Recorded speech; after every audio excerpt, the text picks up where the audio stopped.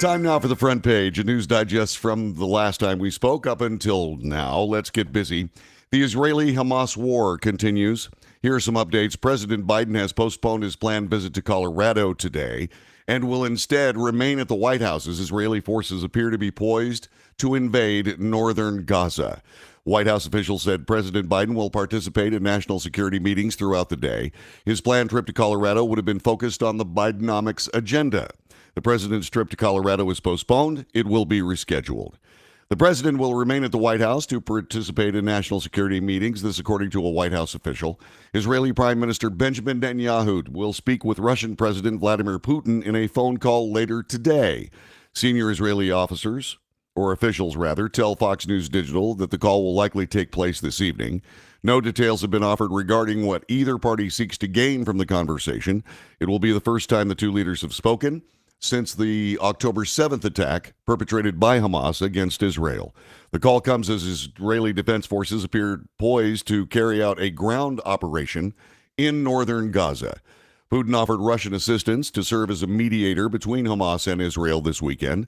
The Lebanese military, for its part, has destroyed 20 different rocket launching sites that Hezbollah was using to attack Israel from southern Lebanon. This, according to Lebanese media. Hezbollah, the powerful Iran-backed terror group, has threatened to join Hamas in the war against Israel. The group has launched anti-tank guided missiles over the Lebanon-Israeli border in recent days, leading to Israeli reprisals. The reported attacks on Hezbollah rocket positions indicate there is a disagreement in Lebanon regarding whether to challenge Israel. The news comes as Hezbollah begins destroying surveillance cameras on several Israeli army posts along the border. This happened on Monday. Secretary Blinken, Secretary of State, said that Arab leaders do not want an expanded war. This from USA Today. Secretary of State Antony Blinken will return to Israel today after completing a six-nation sweep across the region aimed at preventing war from spreading. And he's bringing back critical words from a neighbor. State-run media in Egypt, one of the countries that Blinken visited, reported that President Abdel Fattah el-Sisi told him that Israelis' pounding of Gaza last week exceeded the right of self-defense and turned into collective punishment. The conflict, which has killed more than 4,000 people, has raised concern it could spark a wider regional war. In Cairo, Blinken once again underscored President Joe Biden's position the U.S. would support Israel today, tomorrow, and every day, but also said Israel must take every possible precaution to avoid harming civilians. In state news today, in Louisiana, stunning political victory for a Republican. Republican Jeff Landry will be the next governor of Louisiana after a stunning victory in the Saturday primary election, deepening the GOP stronghold in the state. Do you love Louisiana? Landry asked from the stage at his election night party in Broussard, explaining his win was a wake-up call. Quote, "This state is my family. We're going to work to fix this state because that's what families do. Make no mistake about it. It was historic and it's a clear signal. The state is unified." Landry, the state attorney general and a Donald Trump disciple who secured the former president's endorsement, has led the race from the start, but few predicted he'd win the primary outright without going to a runoff. In Texas news today, Dallas, Texas police identified the man who opened fire at the Texas State Fairgrounds Saturday night, injuring 3 and forcing the evacuation of those fairgrounds. All 3 victims, 2 men and a woman, are expected to recover from their injuries, according to Fox 4 in Dallas. At least one was an innocent bystander. The Dallas Police Department identified a suspect who was arrested on Saturday night as 22-year-old Cameron Turner, who fled the scene after the shooting and was apprehended. Police also recovered a gun. Turner has since been charged with aggravated assault. In political news this morning, federal judge Tanya Chutkan is considering gagging the former president of the United States, Donald Trump. U.S. District Judge Tanya Chutkan will hear arguments today about whether to place a gag order on Donald Trump as requested by prosecutors to avoid influencing his trial on election conspiracy charges. Justice Department Special Counsel Jack Smith asked for the order to stop Trump's speeches and statements on social media that attack witnesses, prosecutors, and the judge in ways that can sometimes provoke his supporters to take violence. But Trump opposed the order as political interference that violated a First Amendment right to speech in the 2024 presidential campaign. Trump has also asked Chutkan to remove herself from the case, which she has so far rejected. Trump is already facing restrictions on his ongoing New York civil trial, which is determining damages after the Supreme Court Justice Arthur Engoron ruled he had committed fraud for years in valuating his real estate properties. The order came after Trump reposted a picture on Truth Social of Engoron's clerk, Allison Greenfield, alleging she was the girlfriend of Senate Majority Leader Chuck Schumer. Engoron ordered participants in Trump's civil trial to not disparage his staff or staffers on a social market or social media situation. The DOJ is investigating Hunter Biden as a possible foreign agent while grappling with gun charges and tax evasion. Hunter Biden faces potentially a third set of charges: his decision not to register as a foreign agent and working with companies in Ukraine and China.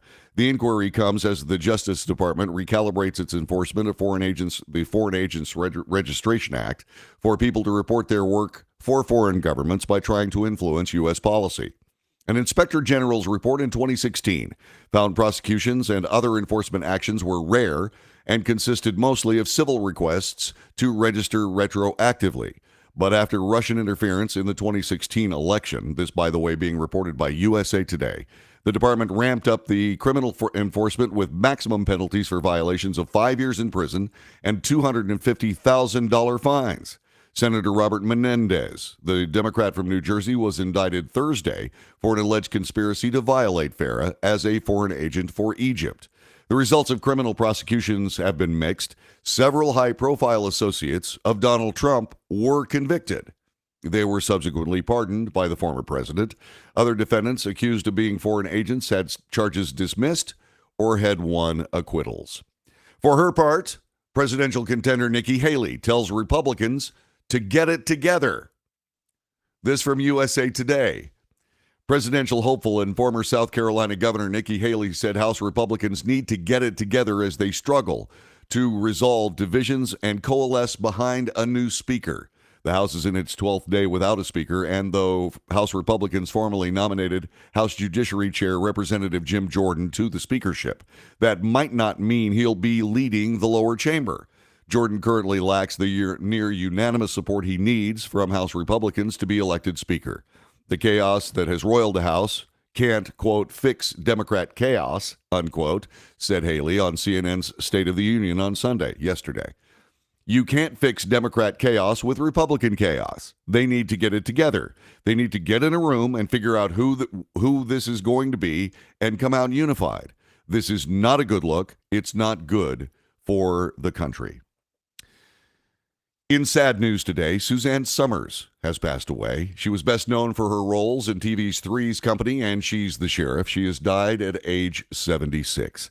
Summers' longtime publicist, R. Curry Hay, shared a statement on behalf of the actress's family with the news on yesterday. The actress, who survived an aggressive form of breast cancer for over 23 years, passed away peacefully at home in the early morning hours yesterday. Suzanne was surrounded by her loving husband, Alan, her son, Bruce, and her immediate family, the statement continued. Her family was gathered to celebrate her 77th birthday on October 16th. Instead, they will celebrate her extraordinary life and want to thank her millions of fans and followers who loved her dearly. The actress was born Suzanne Marie Mahoney. She would have turned 77 today. This ahead of her birthday, seemingly in good spirits, spoke to People magazine about how she had planned to celebrate. And finally today, Piper Laurie, the brilliant actress, has also passed away. This from Fox News. Barry Manilow, Fran Drescher, Jenny McCarthy, Melissa Joan Hart were some of the many A-listers mourning the loss of Suzanne Summers. I'm sorry, this is a different article. I introduced this badly. This is actually celebs mourning Suzanne Summers. Piper Laurie did die. We'll get that to in just a moment. Barry Manilow, Fran Drescher, Jenny McCarthy, and Melissa Jo Hart were some of the many A-list stars mourning the loss of Suzanne Summers following her death yesterday. She was 76. Suzanne and I were friends for decades. She was the sister I never had and my close confidant forever. This was Barry Manilow writing on social media. We shared triumphs and heartaches. Her fame in so many fields overshadowed her real talent as one of our greatest comedic actresses, a loving mother, an amazing homemaker, and one of the world's best cooks. The Three's Company actress passed away peacefully at home in the early morning hours of October 15th, according to her representative speaking to Fox Digital. She survived this aggressive form of breast cancer that took her life for over 23 years. Fran Drescher remembered her friend as a sweet and talented woman in a tribute shared on Instagram. TV host Lisa Gibbons commented on Manilow's post, "You two were more than friends. That bond is a forever thing. The picture of the two of you is gorgeous." Jenny McCarthy wrote that she lost a friend today in a post shared on Instagram. Suzanne Summers was not only a dear friend, but a true pioneer in the business and in women's health as well. Now to Piper Laurie from USA Today. Piper Laurie, the strong-willed Oscar-nominated actress who performed in acclaimed roles despite at one point abandoning acting altogether in search of a more meaningful life, died early Saturday at her home in Los Angeles. She was 91. Laurie died of old age, according to her manager, Marion Rosenberg, according to the Associated Press, adding that she was a superb talent and a wonderful human being. Laurie arrived in Hollywood in 1949 as Rosetta Jacobs and was quickly given a contract with Universal International, a new name that she hated, and a string of starring roles with Ronald Reagan, Rock Hudson, Tony Curtis, among others. She went on to receive the Academy Award nominations for 3 distinctive films: The Hustler, Carrie, and the romantic drama Children of a Lesser God. She also starred in Twin Peaks in the 1990s. And that is today's front page.